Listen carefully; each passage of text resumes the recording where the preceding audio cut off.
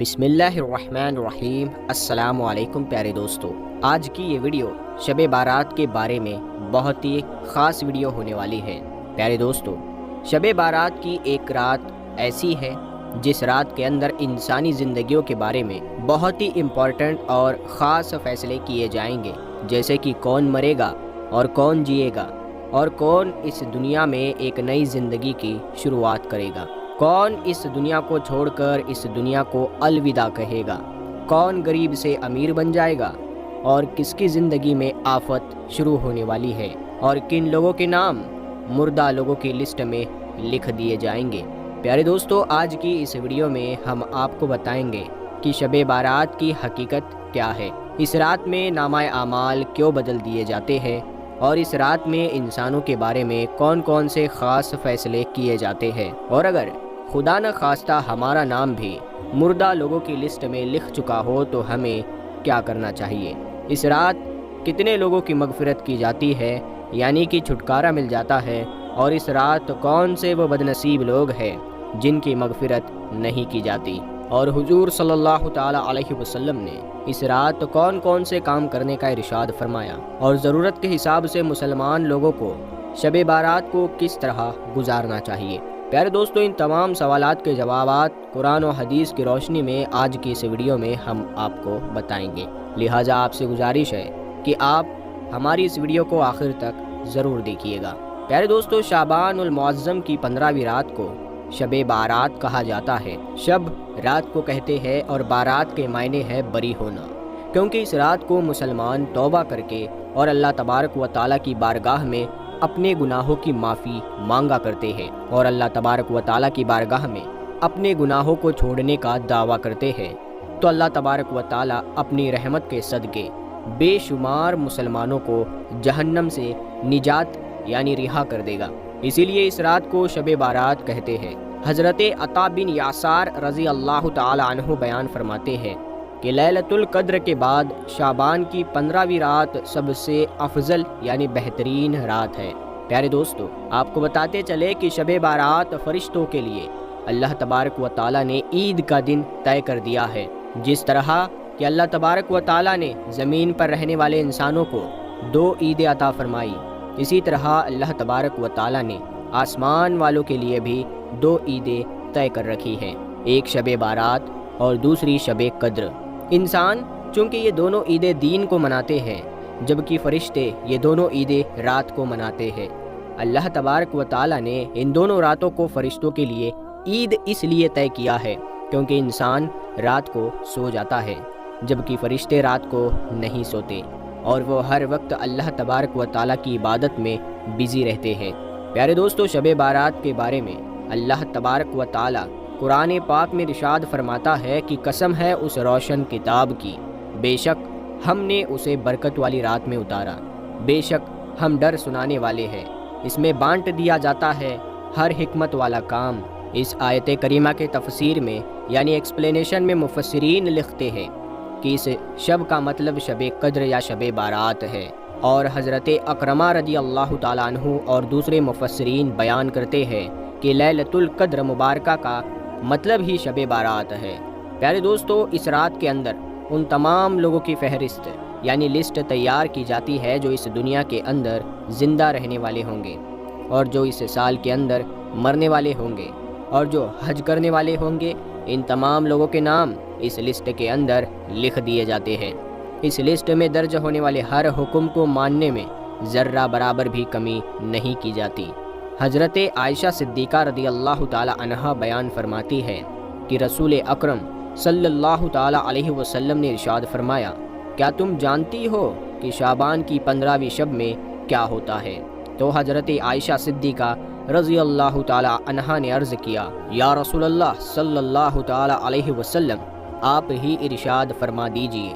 तो नबी करीम सल्लल्लाहु ताला अलैहि वसल्लम ने इरशाद फरमाया, आने वाले साल में जितने भी पैदा होने वाले होते हैं वो इस रात में लिख दिए जाते हैं, और जितने लोग आने वाले साल में मरने वाले होते हैं वो भी इस रात में लिख दिए जाते हैं, और इस रात में लोगों के साल भर के आमाल उठाए जाते हैं, और इस रात लोगों का रिज़्क तय किया जाता है और रिज़्क उतारा जाता है।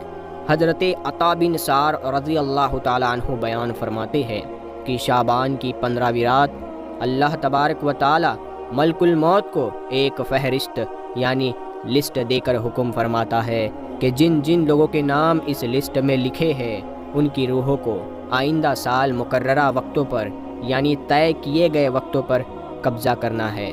پیارے دوستو، اس رات میں لوگوں کے زندگی اور موت کا فیصلہ ہو چکا ہوتا ہے، جبکہ لوگوں کے حالات یہ ہوتے ہیں کہ وہ اپنی دنیا میں مگن ہوتے ہیں۔ کوئی اپنا بینک بیلنس بڑھانے کے چکر میں ہوتا ہے تو کوئی اپنی کوٹھی اور بنگلہ تیار کرنے کی کوشش میں لگا ہوتا ہے، تو کوئی اپنی شادیوں کی تیاریوں میں لگا ہوتا ہے، جبکہ وہ یہ نہیں جانتا کہ اس کا نام مردہ لوگوں کے لسٹ میں لکھا جا چکا ہے۔ حضرت عثمان بن محمد رضی اللہ تعالی عنہ سے مروی ہے کہ سرور کائنات حضرت محمد مصطفیٰ صلی اللہ تعالی علیہ وسلم نے ارشاد فرمایا کہ ایک شعبان سے دوسری شعبان تک لوگوں کی زندگی ختم کرنے کا وقت اس رات میں لکھا جاتا ہے، یہاں تک کہ انسان شادی بیاہ کرتا ہے اور اس کے بچے پیدا ہوتے ہیں، حالانکہ اس کا نام مردہ لوگوں کی لسٹ میں لکھا جا چکا ہوتا ہے۔ پیارے دوستو، شب بارات کی ایک بہت بڑی خاصیت یہ بھی ہے کہ اس رات میں اللہ تبارک و تعالی بے شمار لوگوں کی بخشش فرماتا ہے، جیسا کہ حضرت عائشہ صدیقہ رضی اللہ تعالی عنہا بیان فرماتی ہے کہ ایک رات میں نے حضور اکرم صلی اللہ تعالی علیہ وسلم کو اپنے پاس نہ پایا تو میں آپ کی تلاش میں نکلی۔ میں نے دیکھا کہ حضور پاک صلی اللہ تعالی علیہ وسلم جنت البقیع میں تشریف فرما ہے، اور آپ صلی اللہ تعالی علیہ وسلم نے فرمایا، کیا تمہیں یہ ڈر ہے کہ اللہ تبارک و تعالی اور اس کا رسول تمہارے ساتھ زیادتی کریں گے؟ میں نے عرض کیا کہ یا رسول اللہ صلی اللہ تعالی علیہ وسلم، مجھے یہ خیال ہوا کہ شاید آپ کسی دوسری بیوی کے پاس تشریف لے گئے ہیں، تو حضور پاک صلی اللہ تعالی علیہ وسلم نے ارشاد فرمایا، بے شک اللہ تبارک و تعالی شعبان کی 15ویں رات آسمان دنیا پر اپنی شان کے مطابق جلواگر ہوتے ہیں، اور قبیلہ بنو کلب کے بکریوں کے بالوں سے بھی زیادہ لوگوں کی مغفرت یعنی چھٹکارا دے دیتے ہیں۔ حضرت ابو بکر صدیق رضی اللہ تعالی عنہ روایت کرتے ہیں کہ حضور اکرم صلی اللہ تعالی علیہ وسلم نے ارشاد فرمایا کہ شعبان کی 15ویں شب میں اللہ تبارک و تعالی آسمان دنیا پر اپنی شان کے مطابق جلواگر ہوتے ہیں، اور اس رات میں ہر کسی کی مغفرت فرما دیتے ہیں، سوائے ان لوگوں کے جو شرک کرنے والے ہو اور بغض رکھنے والے ہو۔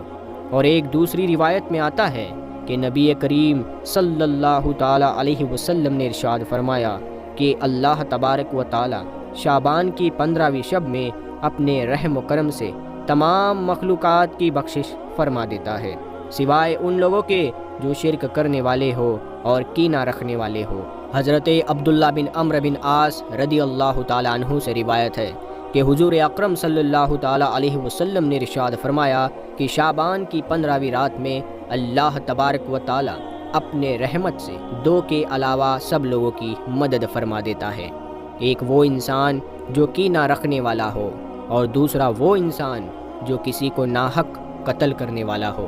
پیارے دوستو، شب بارات میں فرشتوں کو کچھ کام دیے جاتے ہیں، اور شب بارات ایک ایسی رات ہے جس میں اللہ تبارک و تعالی مسلمانوں کی مغفرت فرماتا ہے اور دعاؤں کو قبول کرتا ہے، جیسا کہ حضرت عثمان رضی اللہ تعالیٰ عنہ روایت کرتے ہیں کہ حضور اکرم صلی اللہ تعالیٰ علیہ وسلم نے ارشاد فرمایا، جب شعبان کی 15ویں رات آتی ہے تو اللہ تبارک و تعالیٰ کی طرف سے یہ اعلان ہوتا ہے کہ ہے کوئی مغفرت مانگنے والا کہ اس کے گناہ بخش دوں، ہے کوئی مجھ سے معافی مانگنے والا کہ اسے عطا کروں۔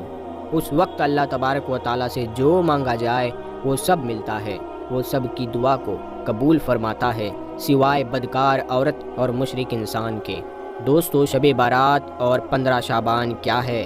شب ہندی میں کہتے ہیں رات کو، اور بارات کا مطلب ہے بری ہونا، آزاد ہونا، یعنی گناہوں سے بری ہو جانا، چھوٹ جانا۔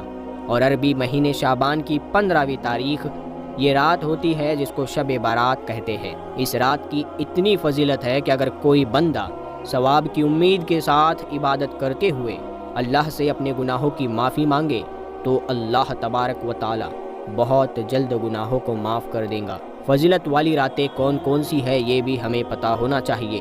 نمبر 1 لیلۃ القدر جو رمضان کے آخری عشرے میں ہوتی ہے۔ نمبر 2 عید الفطر کی رات۔ نمبر 3 عید الاضحیٰ عید قربانی کی رات۔ نمبر 4 15 شعبان کی رات یعنی شب بارات۔ اس رات کی کیا خاصیت ہے؟ جیسے پورے سال کا بجٹ سرکار پیش کرتی ہے کہ پورے سال کیا ہوگا، اسی طرح اس رات میں آنے والے سال کے تمام قدرتی کاموں کا لیکھا جوکھا اللہ تبارک و تعالی فرشتوں کو دے دیتا ہے، جیسے لوگوں کی زندگی اور موت وغیرہ کے فیصلے۔ کیا پیارے دوستو اس رات کوئی خاص عبادت ہے؟ تو اس کا جواب ہے نہیں۔ اس رات میں کوئی عبادت خاص نہیں جو سنت سے ثابت ہو، لیکن ہاں نفلی عبادت کوئی بھی کر سکتا ہے، جیسے نفل نماز پڑھنا، قرآن کی تلاوت کرنا، اللہ تبارک و تعالیٰ کا ذکر کرنا، دعا کرنا، کیونکہ یہ رات بخشش کی رات ہے، اسی لیے اللہ کے سامنے اپنے گناہوں کی معافی ضرور مانگنی چاہیے۔ دوستو کیا اس رات میں صلاۃ التسبیح پڑھنا ضروری ہے؟ تو اس کا جواب ہے نہیں۔ جیسا کہ ہم نے آپ کو بتایا اس رات میں کوئی عبادت خاص نہیں ہے، لیکن ہاں نفلی عبادت جو بھی چاہے کر سکتے ہیں۔ جہاں تک صلاۃ التسبیح کی بات ہے تو یہ نماز نفل ہے اور فضیلت والی ہے، آپ چاہے تو پڑھ لے، کیونکہ اس نماز کی اتنی فضیلت ہے کہ اس کو صرف اسی رات میں نہیں بلکہ پورے سال میں کئی بار پڑھنا چاہیے۔ دوستو بہت سے لوگ یہ سوال کرتے ہیں کیا صلاۃ التسبیح کی جماعت کے ساتھ نماز پڑھی جاتی ہے؟ تو اس کا جواب ہے نہیں، نفل نماز جماعت کے ساتھ نہیں پڑھی جاتی، بلکہ اسے الگ الگ اپنے اپنے طور پر پڑھیں۔ اس رات میں عبادت مسجد میں کرنی چاہیے یا اپنے گھر میں کرنی چاہیے؟ تو اس کا جواب ہمارے نبی صلی اللہ تعالیٰ علیہ وسلم نے فرمایا کہ اپنے گھروں کو قبرستان نہ بناؤ۔ مطلب یہ ہے کہ فرض نمازوں کے علاوہ نفل سنتوں اور ذکر سے اپنے گھر کو منور اور روشن کرو۔